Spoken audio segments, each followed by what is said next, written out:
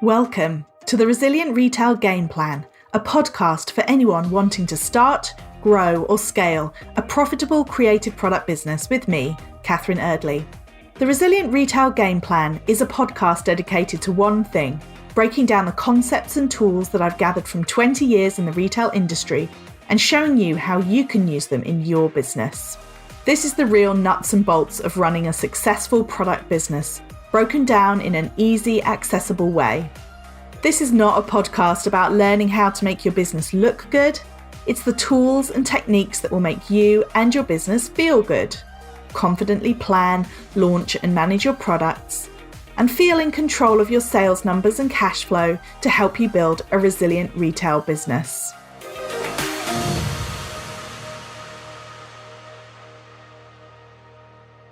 Welcome back to the Resilient Retail Game Plan. This is episode number 27, and thank you so much for being here. My name is Catherine Erdley, and I'm your host, as well as the founder of the Resilient Retail Club. The Resilient Retail Club is my membership group for creative product businesses, and you can find out more at resilientretailclub.com. So this episode, it's a bit one of those kind of nuts and bolts episodes, if you like, and it's going to be all about postage and packing, P&P. It's a funny topic. I was thinking about if I wanted to do a whole episode on this, wasn't sure it was going to fit a whole episode, so maybe quite a short one, but that's okay. This is one of those funny issues that you don't really ever grapple with until you have to do it yourself. And then it starts becoming something that you have to kind of get to grips with and make decisions about for you and your business. So the first thing I'm going to talk about is the packaging. I personally find it a really fascinating topic. Maybe it's because I'm a giant retail nerd, who knows? But I do think packaging is something that has shifted a lot over the years. And I very often get asked questions. So, for example, last week in an Ask Me Anything session in the Resilient Retail Club, I had a question about the best tips for packaging for somebody who is starting out, or how they should put together their packaging experience, if you like, for the customers. And I think this is something that has shifted. So probably a few years ago, maybe 3 or 4 years ago, I would have said to you that it's all very much about the experience. You should think about that unboxing experience that your customer's going to have when they receive the package from you. How they're going to feel? What's it going to look like? And I think that has really shifted. I think the customer still wants a nice experience, but I think that the perception of packaging has actually shifted so that now people are more likely to contact you and give you negative feedback about having excess packaging, especially in the light of growing conscious consumerism and people being really passionate about reducing waste, zero waste or zero plastics. So those are definitely shifts that have happened when it comes to packaging. So first and foremost, your packaging's going to sound really obvious. Its job is to make sure that the product gets to your customer in perfect condition. So what you're going to want to do if you're first starting out is make sure you post something to yourself. Take it to the post office, put it in the post box, and then see what kind of state it's in when it arrives. You do the shake test. So if you're packaging items, especially if they are delicate, turn the package upside down, rattle it. Can you feel things moving? If you can feel it moving, the likelihood is you're going to have breakages en route. Think very carefully about the kind of packaging materials that you're going to use. How are you going to make sure that they are keeping your product safe and minimizing the risk of breakages? So as I said, this is not the super sexy stuff when it comes to running a product business, but it's also really, really important. And also the package that is sent out to your customer, that is the first experience that they will have with you as part of the physical product. So you want to make sure that they're not receiving something that's all crumpled up. The other thing you might want to think about, or maybe if you're somebody who's been going for a little bit of time, is to think about another element of packaging, which is just how long is it taking you? How long is it taking you to wrap things up or to put them in a box? How much time is it taking? And are you factoring that time in? If you've got a reasonably complicated packaging concept, in other words, you wrap it in tissue and you put twine around it and you put a sticker on it and then you put it inside a bag and then you put that in an envelope or something along those lines, make sure that you do cost that time in, as well as the cost of packaging as well. It's also really, really important, whatever you end up doing with your packaging, that you make sure you understand exactly how much you're spending on it, because I cannot tell you the number of times that people have got custom printed tissue paper or really fancy boxes with magnetic closures. And then when they've actually sat down to work out why they're not making much profit, they realize it's because their packaging has just got hugely expensive. So think about ways that you can create a decent experience for your customers and yet not be spending a huge amount of time and a huge amount of money. So the time thing becomes more and more important as you grow, because it's okay if you've got one order a day or a couple of orders a week for you to sit there and wrap it beautifully in a way that takes a really long time and then package it all up. But actually, imagine if you as your business grows, how are you going to manage that? Are there any shortcuts? Are there any slightly different types of boxes, or maybe a tissue paper pouch or something that you could put it in instead of wrapping it? Or what could you do to basically speed things up? Because as you grow, one of the biggest things that I work with people on is the amount of time that they're spending packaging up all of their items to go out, because it can end up being a really, really big drain on your time. So think about the time, think about the cost, and then look at ways of simplifying. So make sure it's recyclable at the very least, if you possibly can. There's also lots of biodegradable options, which a lot of customers will prefer. But don't feel like you have to create custom packaging. I think the key thing here is you can have a really lovely packaging concept that uses a plain tissue paper that is really inexpensive and easy to source, and then perhaps a branded sticker. So think about stickers. I'm a big fan of stickers for packaging concepts because it can keep everything else really simple and plain. Simple and plain means it's cheaper, means it's easier to buy in bulk, means it's quicker to get your hands on. And there are options as well. Some manufacturers, for example, will offer a plain box, but with a pop of color inside. Plain doesn't have to be boring. It just means it's so much easier. You will thank me in the long run if you don't go out and create some big custom packaging concept. Also think about what you want to do inside. Do you want to have a little card or a little postcard that tells people about the business, gives a little bit more of your business story? Is there a way of incentivizing them to come back to the website or to leave a review, or just to kind of say thank you?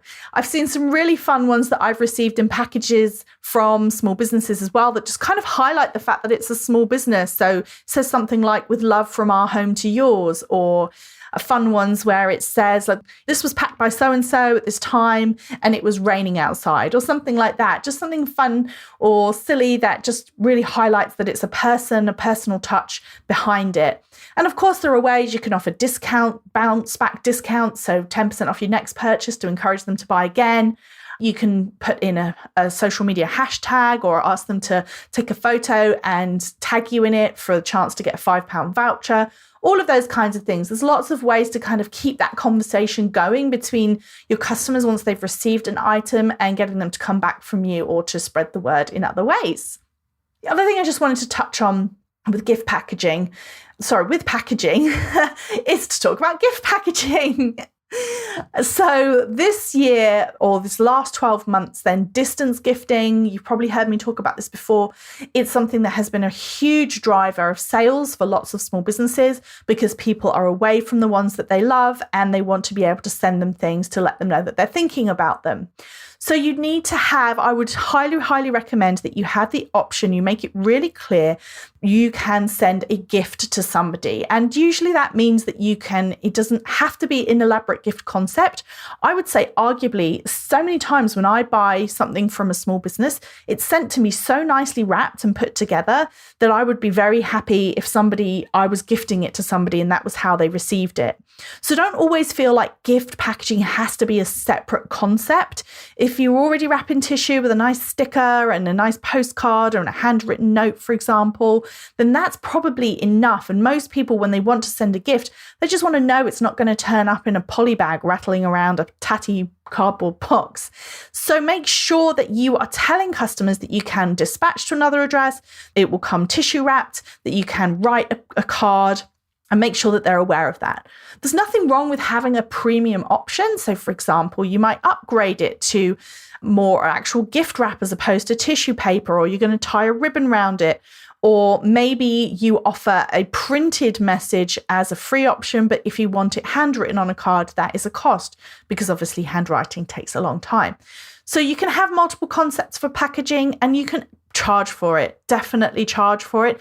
Don't feel like you have to offer a beautiful gift option and not charge for it. I've seen charges anywhere from £2 to £4 or even higher for some of the really fancy options where maybe it comes in a cotton bag or something like that. Some people will pay it. Some people will want to have the kind of special gift experience, and that's fine, but don't feel like you can't charge for it.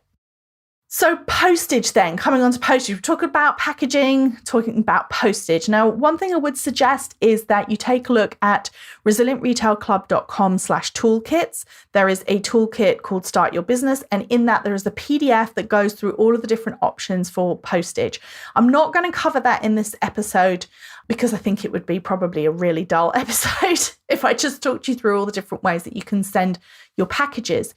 But I just wanted to talk more about the kind of concept of postage, because I do get asked this a lot in my challenges or in the Resilient Retail Club or just on social media. People want to know about postage and they want to know how best to structure things. And of course, every single business is different, but there are a few things that I can tell you about postage. And the first thing is that free postage generally leads to better conversion rates. That's why if you are on Etsy or not on the high street, they do really try and push you towards offering free postage.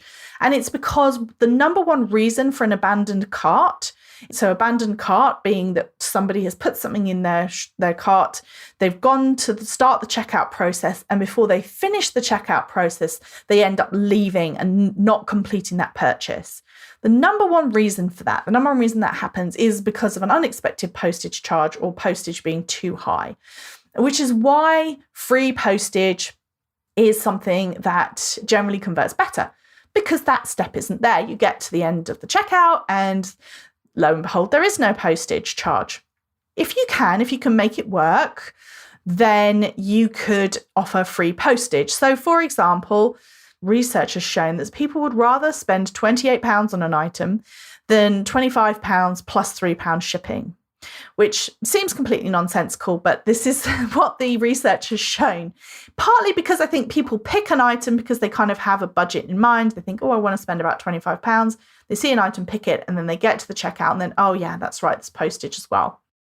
So if you can offer it, it's a great option. If you've been struggling with your conversion, you could give it a go. That said, if it is going to cause you a lot of problems, so especially, for example, if you are somebody who sells other people's products, so you don't have as much of a flexibility over the retail price that you set because other people will be selling the same products for a particular price, then it gets a bit harder to offer free postage because you can't just build it into the product cost.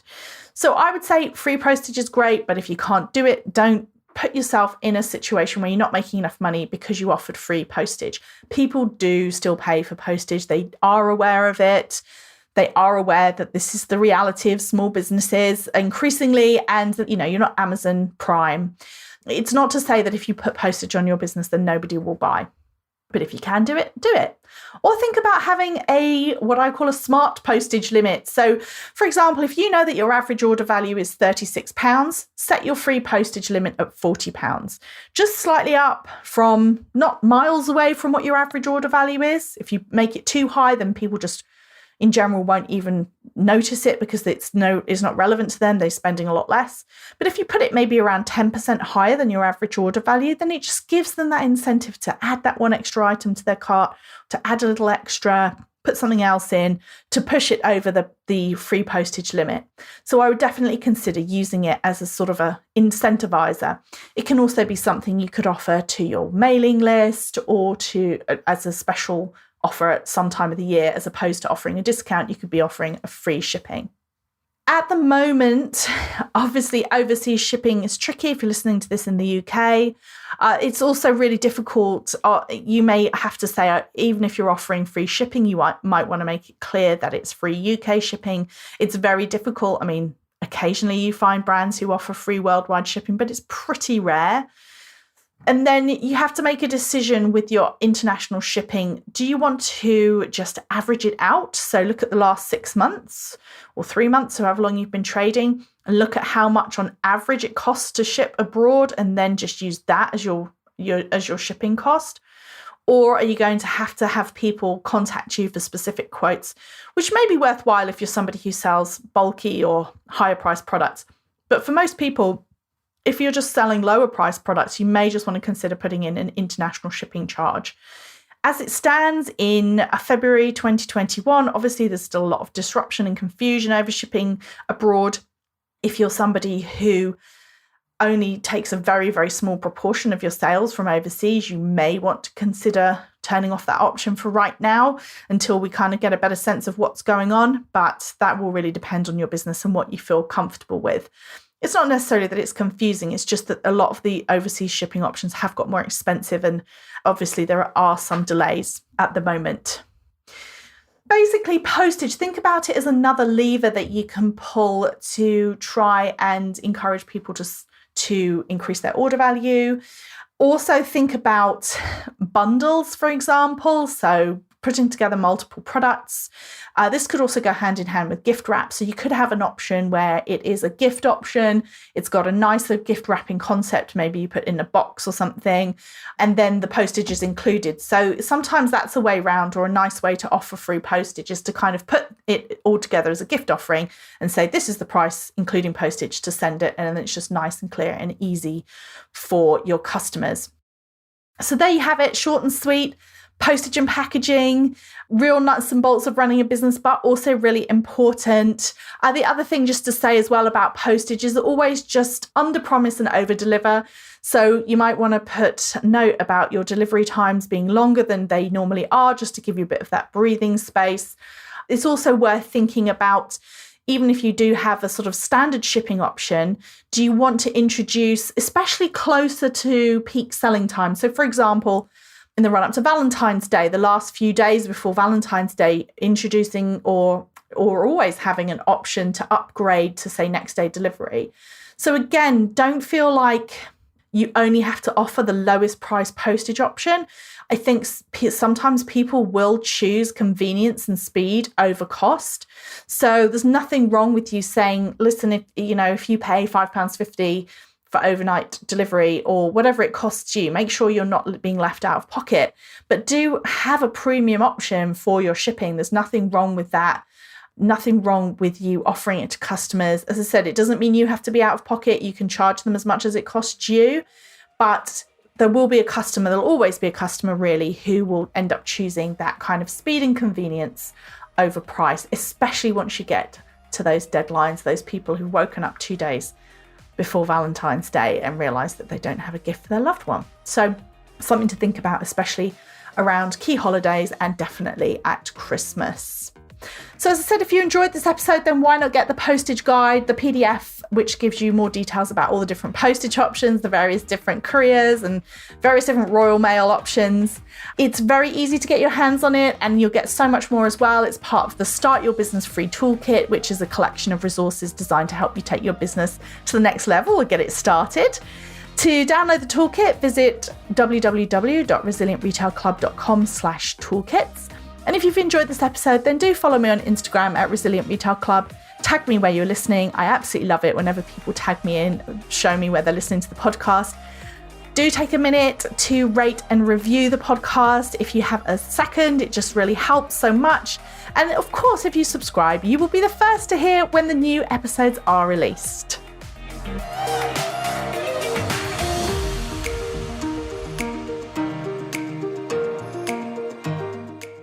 If you've enjoyed this week's episode, then I invite you to check out resilientretailclub.com. The Resilient Retail Club is the membership for anyone wanting to start, grow, or scale a profitable product business. No more trawling Google trying to find the answers to your questions or wading through general business advice that speaks mainly to service-based businesses. Whether you're still at the idea stage or you've been going for a while but want to get more focused and organised when it comes to your business, the Resilient Retail Club is the place for you. With a library of courses tailored to creative product businesses, several live sessions a month, and a supportive and active community, the Resilient Retail Club is the perfect membership to help you hit your goals faster. Check it out at resilientretailclub.com.